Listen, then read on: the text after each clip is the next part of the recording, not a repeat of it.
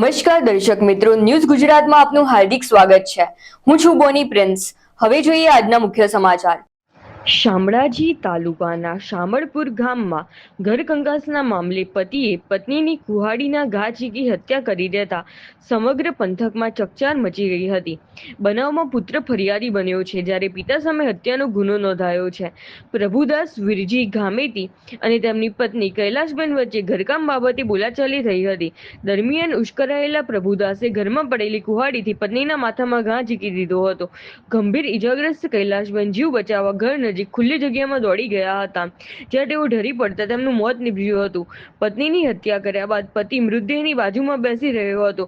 દરમિયાન મૃતકનો પુત્ર દીપક અને આસપાસના લોકો ઘટના સ્થળે દોડી આવ્યા હતા। પુત્રની પિતાએ માતાને કુહાડીનો ઘા માર્યો હોવાની જાણ કરતા તે આઘાતમાં સરી પડ્યો હતો।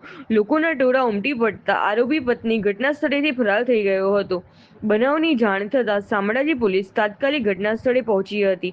પોલીસે મૃતક કૈલાશબેનના મૃતદેહને પોસ્ટમોર્ટમ માટે ખસેડી વધુ તપાસ હાથ ધરી હતી।